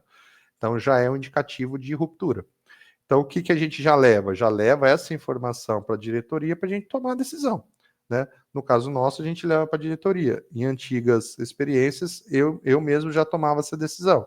Eu já ia enxergando já dentro do APS essa necessidade e já liberava uma quantidade dentro do orçamento para a gente trabalhar com recurso de hora extra, para recompor esse atraso que está tendo dentro da linha. Então a gente faz essa reprogramação e ela é dinâmica, já alocamos já uma quantidade de horas extras para atendimento, a gente coloca no APS e reprograma com a quantidade X de hora extra e ele já vai voltar a ficar verde, porque conforme a gente reprograma com mais horas, sinal que a gente vai entregar mais itens, né? E aí a gente consegue ajustar o atraso. Beleza? Vantagens da aplicação do APS. Primeiro deles, a gente consegue cumprir os prazos, né? Há uma melhoria significativa do ATD. O ATD é On Time On Delivery, que é o que? É entrega no tempo estipulado, né? Do cliente final, que a gente combinou, acertou de sair da empresa. Lembrando que o APS é uma ferramenta industrial, não é uma ferramenta de logística, mas ele vai indicar, né, para a logística o tempo de entrega para a expedição. Então, dali para diante, daí a área de logística vai calcular o tempo de entrega. Otimização de recursos, melhor aproveitamento de máquinas e mão de obra, como a gente conversou, né, foi citando alguns exemplos, né? Quando a gente tem ociosidade em um ponto, a gente desloca para outro ponto, por isso que é extremamente importante também a atividade dos recursos humanos estar integrando, né, todo o corpo e deixar claro para a equipe que ela tem que ser cada vez mais versátil, porque isso é importante para o próprio profissional, que ele vai ter capacidade de empregabilidade, porque ele está apto a trabalhar em mais de uma posição, certo? Então, quando existirem oportunidades de crescimento dentro da empresa, ele está apto a ser, né, a movimentação dentro do estoque. Eu falo muito isso porque dentro da minha carreira profissional, se eu chegasse e falasse que, não, isso não está dentro da minha descrição de cargo, eu não vou fazer, né? Eu não teria chego onde eu cheguei, né? Então, não querendo ser o dono da verdade, mas ali as oportunidades foram surgindo para mim, porque sempre que eu tive oportunidade, mesmo não sendo do meu escopo de descrição de cargo, eu falei, não, aceito, quero aprender, quero entender, né? Dentro da minha carreira, aprendi condições de qualidade, de processos que não faziam parte do meu atendimento até então. Eu era um gestor de logística e PCP, eu me enfiava na área da qualidade, me enfiava na área de processo, porque eu queria aprender, eu queria entender, até tal ponto eu ter oportunidade. Então a gente fala isso também para a operação. Eu falo, quando você é chamado a ir para um outro setor, você tem que entender que você está tendo a oportunidade de aprender uma vida nova. E aí, quando surgir uma oportunidade, você vai estar disponível, vai estar ali apto, né, para atender aquela condição. Aí a gente não precisa buscar gente de fora, né? Vai estar o cara pronto ali, né? Então fica muito mais fácil também. Então, esse recurso, né, humano, sempre que bem utilizado, otimiza os recursos dentro da fábrica. Redução de estoques, menor necessidade de estoques intermediários e acabados. Quando a gente tem a explosão de cenários, a gente consegue amoldar de tal forma, realmente, a gente otimizar os recursos e atender na hora certa, no momento certo, né? Então, quando a gente explore os cenários através de um forecast assertivo também, a gente vai produzir realmente o que é necessário para aquele mês, para aquele bimestre, semestre, assim por diante. A gente não vai ter discrepâncias assim muito do nosso cenário. E aí, por consequência, a gente vai trabalhando também na redução dos estoques. E quando a gente faz esse balanceamento de linha, a gente vai buscando ser mais homogêneo dentro do nosso processo produtivo. Então, o que acaba acontecendo? Inversamente proporcional. Vou tentar me fazer entender no meu exemplo aqui. Imagine que, eu tenho um recurso gargalo. O que nós tendemos a fazer? Esse recurso gargalo é o que mais gera impacto na fábrica. Então, o que eu vou fazer? Eu vou fazer um estoque muito grande dele para que ele não gere impacto no atendimento. Então, o que eu estou fazendo? Eu estou gerando uma necessidade que não necessariamente eu precisaria ter, certo? Eu estou impondo um gasto, impondo um custo de fluxo de caixa ali pela minha ineficiência naquele processo. Só que essa ineficiência gera ociosidade na outra linha. Aí eu mantenho essa ociosidade e ponho o pessoal para fazer atividades que não agregam valor, que não vão entregar resultado ao cliente, e mantendo estoque dentro do meu recurso gargalo. Então, a gente tem que trabalhar dentro desse balanceamento, né, de forma também a gente ir reduzindo o máximo possível os estoques dentro do recurso gargalo e sempre buscando recursos de áreas que estão nos mostrando ociosidade. Beleza? E a maior vantagem assim, do APS é a agilidade na tomada de decisão, tá, pessoal? Então, quando a gente simula cenários ali, como eu falei para vocês, o APS ele gera em cerca de 30, 40 minutos, ele gera toda a realidade da explosão dos itens, tudo, e então fica mais fácil da gente tomar decisão. Aí também essa explosão é gerada para a área de suprimentos, da qual ela vai poder tomar uma decisão de comprar o produto na hora certa, no momento certo, ou otimização de recursos, de uma compra mais ótima, uma negociação. Imagine que assim, eu explodi um forecast de 6 meses, me indicou uma necessidade de compra de item de 6 toneladas, por exemplo, para esses 6 meses.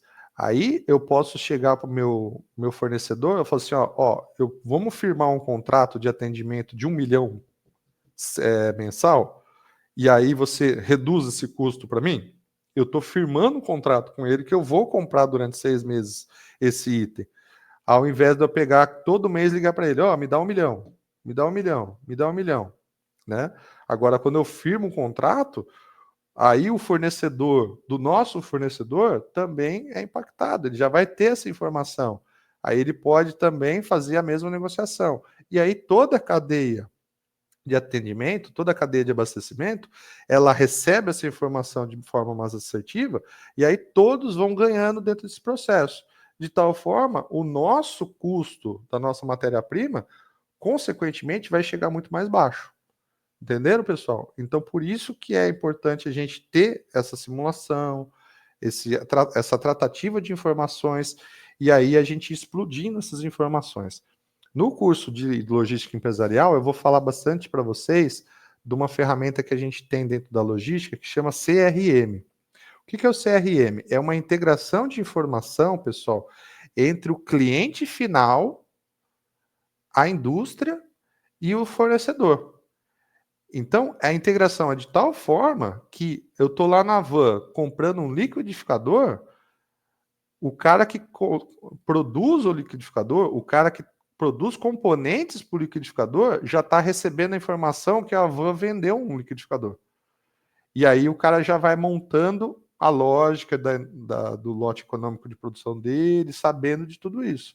E aí vocês conhecem uma van, que é essa daqui de Brusque. Quantas vans nós temos no Brasil, pessoal? 100, 200, milhares? Não tenho nem ideia. Aí você imagina, né? Você imagina todas essas informações integradas E aí, conforme cada lojinha da van vai mandando a informação para a Arno, para a Britânia, para quem produz aí o liquidificador, que está sendo consumido naquele dia, hoje é dia 5, né? Que no dia 5 de abril, consumiu 500 liquidificadores. Essa informação vai ser explodida lá no fornecedor do fornecedor que faz a pazinha que vai moer, triturar o item dentro do liquidificador. Vocês entenderam?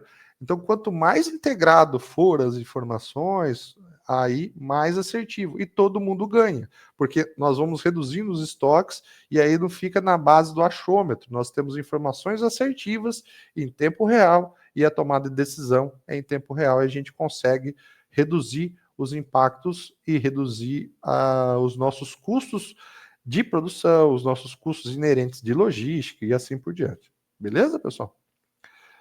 Alguma dúvida até então? Tranquilo?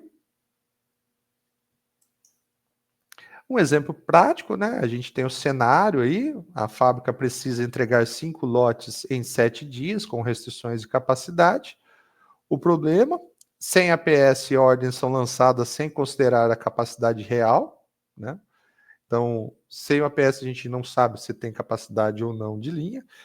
Muitas empresas assim já começam, não vamos falar de empresa pequena, né? Mas médias empresas, elas trabalham com Excel, ou trabalham com uma capacidade média. E quando a gente usa o Excel, não é um organismo vivo que faz essa simulação de maneira real. Então, é de acordo com o abastecimento, né, das informações do próprio analista de sistemas. Então, se houve uma alteração de linha, uma implantação de um novo projeto, ou se foi contratada mais 3 pessoas para aquela linha, e essa informação não é retroalimentada dentro do Excelzão lá pelo planejador de PCP, a gente não vai conseguir atender em tempo correto, certo? Com análise, no processo de análise, o APS identifica os gargalos e planeja o sequenciamento otimizado, né, que a gente acabou adiantando e conversando durante o bate-papo de hoje. E o resultado, entregas com prazo com melhor utilização de recursos, ou seja, a gente consegue otimizar os custos, o tempo, os métodos, identificar mais rapidamente os gargalos, já tomar ação, fazer um balanceamento de linha mais adequado, reduzindo os setups de linha, e aí, por consequência, a gente consegue entregar um produto com mais assertividade no tempo ideal, com menor custo e maior competitividade, que é a ideia e a função nossa como gestores da empresa, certo? Primeira situação, uma fábrica de baterias recebe 4 pedidos urgentes, 100 baterias de carro, 60 amperes, 150 de moto, 12 amperes, e 80 de estacionária, 150 amperes, 150 de trator de 100 amperes, todos a serem entregues em 5 dias úteis, certo? Qual que é o nosso desafio? Sequenciar, considerando a capacidade limitada de linha de montagem, máximo 600 ampere dia, tempos de setup de 2 horas entre diferentes tipos de bateria e priorizar pedidos com maior penalidade por atraso. Então, tudo isso, lembrando, pessoal, que são parametrizações que nós devemos colocar dentro do APS. Senão, o APS não vai rodar nada disso aqui. Então, olha lá, tá vendo as restrições? Alguns exemplos. O máximo 600 ampere dia de produção. Os tempos de setup, 2 horas entre diferentes tipos de bateria. E a priorização dos pedidos com maior penalidade de atraso. Então, um cliente estratégico, a gente está atendendo montadora. Imagine que essa bateria de trator aqui de 100 amperes seja uma bateria para atendimento da Volvo ou Caterpillar. Então, a gente também vai colocar na linha de restrições ali do APS, dentro do roteiro aplicado, que essa bateria tem que ter priorização. Então, provavelmente, o que vai acontecer dentro de uma escala de valor aqui, dentro desse exemplo hipotético que a gente jogou, a bateria 100, 150, a gente sabe que ela tem um período de formação maior, certo? A gente vai levar um tempo maior para dar carga nela. Vai ser a bateria que a gente vai pôr por último ou por primeiro na produção? Certo? A gente já vai saber já que dentro dos impactos gerados, essa informação não foi colocada aqui no nosso desafio, na verdade. Mas nós, como expertise já do ramo de baterias, a gente já sabe disso. Então, tá vendo como que a gente fala de que o APS ele é uma ferramenta burra? Se a gente não coloca essa informação aqui, ele vai trazer o quê? Ah, eu vou atender primeiro a 60, eu vou atender primeiro a 12 amperes de moto. E aí, de repente, eu fico lá com tudo prontinho. Eu estou com a 150 de moto prontinho, com a 60 de carro prontinho, e aguardando formar a bateria estacionária de 150 amperes, que leva 3 dias, por exemplo, para formar na sala de carga. Então, a gente tem que ter, sabe, um exemplo prático aqui para que vocês entendam que todas as restrições e todas as informações do roteiro produtivo, eles devem ser muito bem alocados, certo? Um outro ponto aqui que a gente pode citar. Imaginemos que o nosso monobloco da 100 amperes aqui de trator, ele é um item comprado. Nós não produzimos dentro da nossa casa. E o lead time de entrega dele é de 4 dias. Existe a possibilidade da gente entregar isso dentro do prazo? Já vai indicar que não.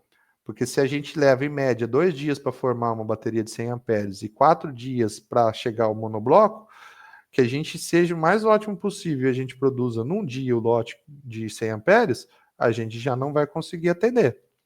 Então, todas essas informações realmente devem estar integradas, tá, pessoal? E o objetivo, né, maximizar o número de entregas no prazo, minimizar o tempo máximo total de setup de linha e reduzir os custos de penalidades por atraso, otimizando o uso da capacidade produtiva disponível. Então, dentro desse exemplo prático aí, eu citei algumas das nossas realidades, certo? Para quem está assistindo o vídeo e não vive a realidade nossa, provavelmente nem teria detectado essa condição, certo? Mas foi um insight, né, para a gente entender que o APS é uma ferramenta que ela vai trabalhar com informações e vai explodir essas informações para um melhor atendimento. Quanto mais a gente entender que esse atendimento ele vai ser ótimo e ele precisa de informações reais para que atenda no momento adequado, a gente vai entregar o melhor resultado. Agora, se não tiver informações reais, não tiver informações assertivas, a gente incorre no mesmo erro do famoso Excelzão, certo? Vamos ver aqui que acho que chegou uma perguntinha aqui.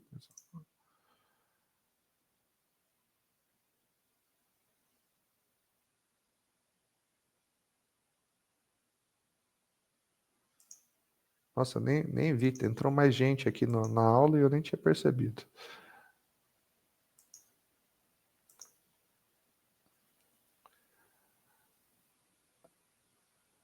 Tem aqui, ó, André, como o APS trabalha quando existe um pedido emergencial do cliente e em um cenário que a produção está programada completa? Bom, nós vamos trabalhar com a reprogramação, que a gente citou aqui, né, pessoal? Que a gente faz o processo da reprogramação dinâmica, certo? Vamos ver aqui onde que a gente tinha esse slide. Aqui, a reprogramação dinâmica. Quando existe uma inserção de um novo pedido, de uma nova estratégia, de um cliente onde a gente já tem formalizado um pedido, logo a gente vai precisar fazer uma remodelação dos pedidos. E aí, checar o impacto desse atendimento. E aí vai subir uma cadeia de ajuda estratégica. Ah, esse é um cliente novo, por exemplo. Imaginemos lá que a nossa empresa recebeu depois de muitos anos, conseguimos negociar e um cliente novo entrou e a gente precisa colocar ele na linha para entregar em 5 dias, 6 dias, 7 dias. como foi o exemplo ali do cenário que a gente montou hipotético. O que a gente tem que fazer para a gente conseguir entregar para ele? A gente vai precisar transferir recurso, por exemplo, nossa realidade lá, pega o pessoal da linha da Auto e joga para moto, para aumentar a produtividade, aumentar a performance. Vamos colocar hora extra, vamos aumentar a sobreposição entre turnos, né? Tudo isso para que a gente consiga entregar no maior prazo possível o pedido emergencial, mais a carteira de pedidos que a gente já tinha disponível. Então, a gente consegue atender os dois prazos e de maneira estratégica.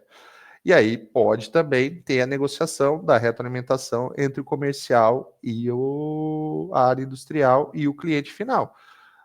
Quando vem a simulação e gera o impacto, a gente pode jogar para o comercial e falar assim, ó, a gente não consegue atender no dia 15 de abril, mas consegue atender no dia 17 de abril, né? Então, também há uma negociação ali de atendimento. Beleza?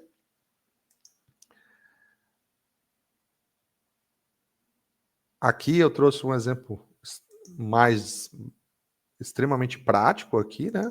Daí esse aqui eu vou deixar para vocês estudarem em casa aí, né? Que ficou mais como um exercício prático para a gente. Provavelmente esse exercício eu vou deixar para quem está fazendo o curso extra online, né? E depois eles ficarem com a resposta para eles lá no dia a dia. Tá bom, pessoal?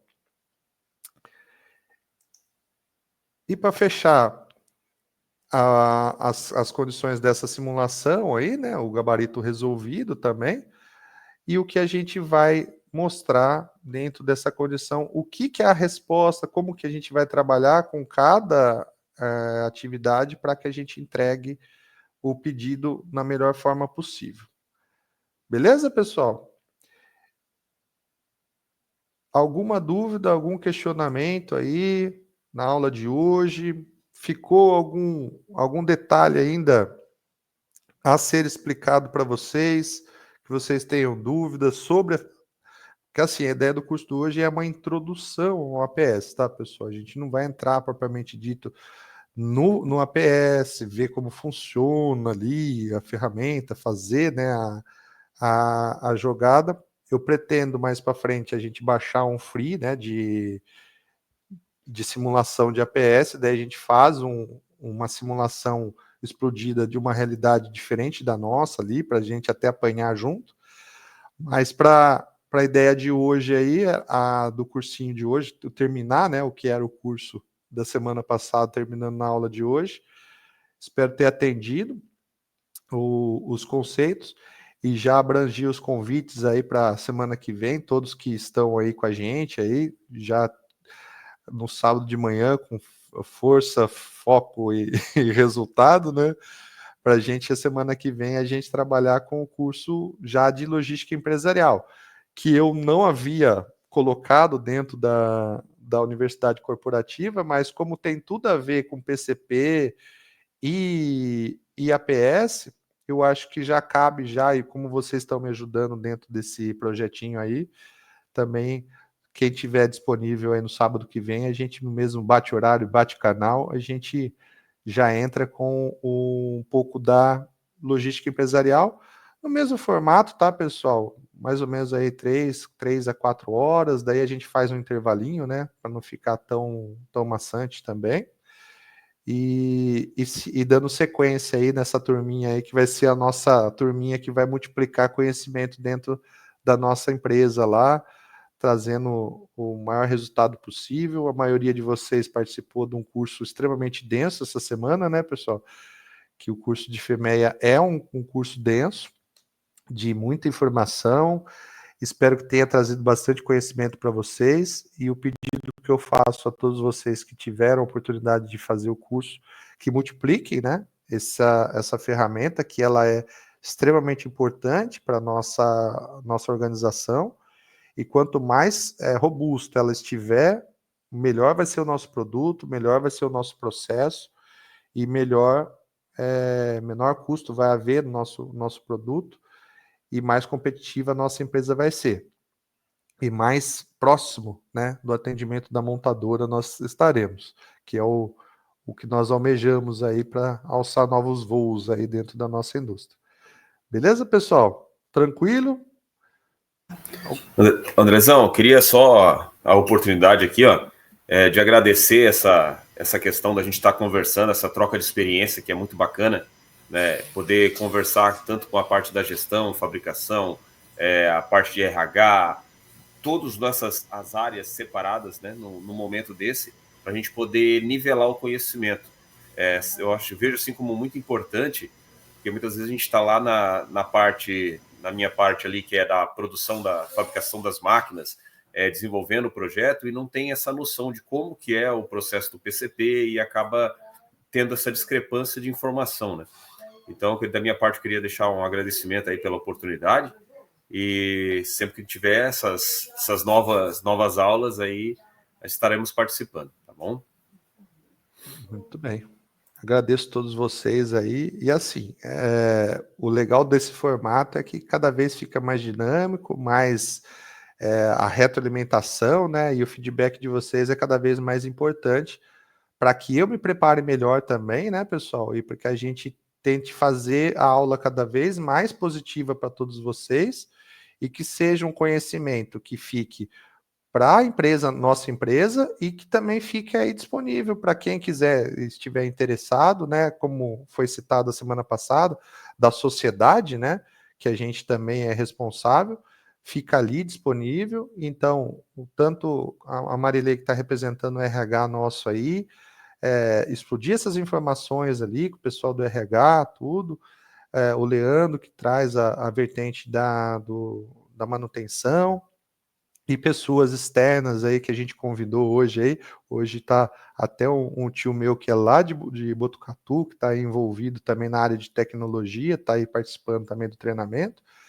E então são informações das quais a gente pretende sempre fazer esse processo de ganha-ganha, de retroalimentação, e o curso fica mais rico com a observação de vocês, com os exemplos de vocês trazidos também e com as dúvidas de vocês, para que a gente consiga trazer um curso cada vez mais rico e a gente troca essas informações. E assim, pessoal, eu adoro ensinar, eu sou professor há quase 20 anos já, desde pequenininho eu tinha lousinha em casa lá que eu ensinava matemática para os vizinhos, então esse é um dom que eu tenho e eu gosto, né? E aí, mais para frente, eu também vou querer ter curso de vocês, né? Eu vou querer aprender a parte de manutenção com o Leandro, vou querer aprender a parte de engenharia com o Nascimento e com o Ailton, vou querer aprender parte da sistemática de RH, e como está um tio meu aí da área da tecnologia de informação também, a gente vai trazer algumas lives da área de tecnologia de informação, a gente fazer esse bate-papo aí, falando muito de ciência de dados, que é a era do momento, né, pessoal? Na nossa casa aí a gente tem Power BI, Qualiex, APS, todas essas ferramentas de tecnologia que vêm para nos ajudar. E aí nós teremos algumas lives, eu e esse tio meu aí, que é da área de tecnologia, e a gente quer inserir no canal também, quer jogar essa informação para vocês. E, dentro do possível, a gente também vai fazendo aberto, assim como a gente está fazendo no dia de hoje, para que vocês vão tirando dúvida, né? Como eu vou tirar muita dúvida com ele, de como funciona, como que o algoritmo funciona, como é o processo de integração, né, entre o sistema de ERP para o APS, o sistema de ERP por dentro do nosso famoso Qualiex, que é o sistema de qualidade nosso, o que vai gerar de indicadores, o planejamento e tudo que a ciência de dados está entrando no mercado para nos ajudar como fomentadores, como gestores e como ferramenta de tomada de decisão para melhor competitividade dentro do mercado. Beleza, galera? Um abraço a todos aí, obrigado mais uma vez pelo tempo e disponibilidade. Até semana que vem, então. Fiquem com Deus. Valeu, muito obrigado. Tchau, tchau.